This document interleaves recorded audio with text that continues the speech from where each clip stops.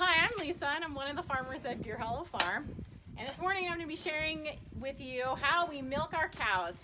And I'm going to be milking Henrietta the cow over there, and she is ready to come up and get milked. The way I get her up is because she wants to eat her very favorite food here that I have in this bucket. This is like a cereal for cows. I wouldn't want to eat this cereal, but this cow loves this cereal, and it is made out of oats and corn and barley and some sugar. Yeah. Now that you've seen it go in, she wants to come up.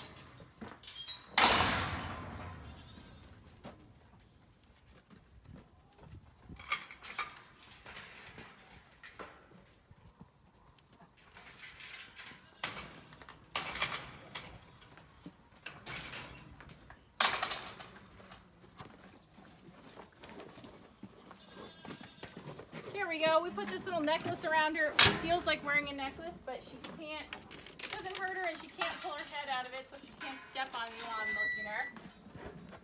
And we just scoot her a little closer to us so that I can reach her. She does weigh about 1,000 pounds, so I definitely don't want her to step on me while I'm milking. Okay, now that she's happy and eating her cereal, now I can get ready to milk her. So I'm going to first put on gloves. I want to have clean hands because I don't want any of my germs to end up on her and get her sick. And then I'm going to go ahead and clean her off. And I'm going to wash off her udder because she lies down wherever she wants, and that means that a lot of times she lays down in things like mud and manure. Do you guys know what manure is? Did someone out there say poop? You're right. It's a really fancy farm word for animal poop. And we don't want that on her udder while we're milking because it might end up in our milk. And if we drink that, that would make us really sick. And it might end up going inside the cow and making her sick too. So we want to wash her off. I'm just using hot soapy water just like you would use to wash your hands, just to get off any crusts of mud or manure on there. And once she's all washed off, I'm going to dry her. She's nice and dried off. I have to use a secondary wipe here too, and this really kills any bacteria or germs that might be hanging out on her udder here. And that's important again because when I'm milking her, I open up that bottom of the teat. This part here is the teat.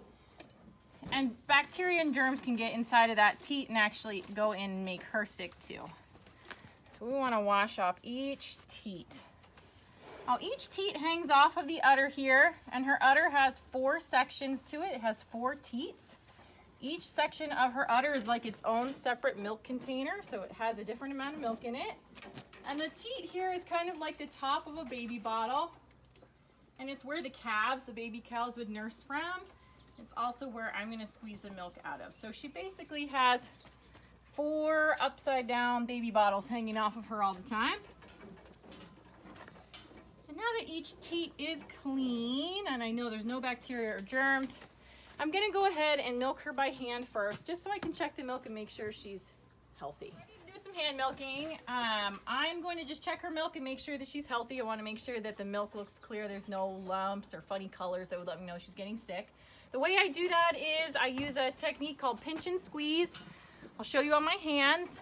If you want to follow along at home and try on your own hands, you can pretend that this part is her udder and here is her teat hanging down. With your other hand, you'll take your first finger and thumb and you'll just pinch around the top of the teat. That traps all the milk in the teat for me so it doesn't go back in the udder. With the rest of my fingers, I'm just going to squeeze the milk out, and then I'm going to let go so that teat can refill. Now you can milk a cow too. All right, here we go. So I'm pinching around the top of the teat, trapping the milk in there. And now I am going to squeeze that milk out. Oh, wiggly girl. I'm going to do it a few times. Just want to check. That milk looks good. No lumps, no funny colors. I'm going to squeeze the other 3 sections here because again they each have a separate amount of milk, and so one section could be sick while the others are all clear. Beautiful. One last section here. Okay. It looks lovely. All right. She is ready to have the machine put on her because this cow makes about 3 gallons of milk a day right now, which is a lot for my hands. And I only have 2 hands, and she has 4 sections. So I'm gonna use my machine, which has 4 hands. It pinches and squeezes and then sucks the milk down the tube and into the container for me. It's a little bit loud. It does sound like a vacuum cleaner. So here we go.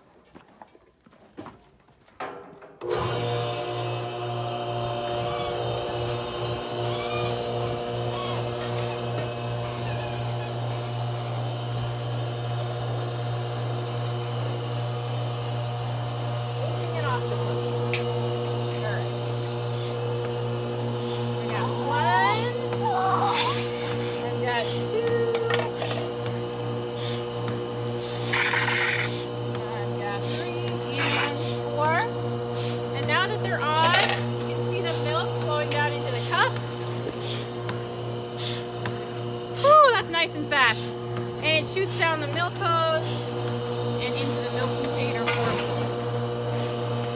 A lot faster than my hand.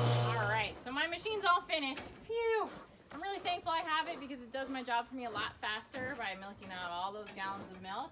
But I'm even more thankful for Henrietta here because she makes all that milk and I really like to drink it.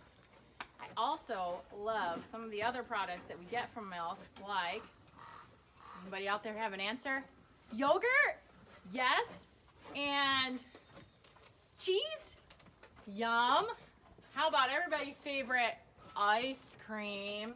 So I think we all thank you to Henrietta here for making us all that yummy, delicious, creamy milk. So on the count of 3, you at home too, you can say, thank you, Henrietta. Ready? 1, 2, 3. Thank you, Henrietta. Oh, you good girl. All right, now I'm ready to pour my milk into my containers. Quite a bit of milk in here. We milk Henrietta once a day. She needs to get milked once every day. And she makes about 3 gallons of milk once every day. She is a Jersey cow, so there's a really high cream content to her milk. You can kind of see that yellowy color. Great for making butter or ice cream. This milk will soon be on its way to making yogurt or cheese, I'm sure.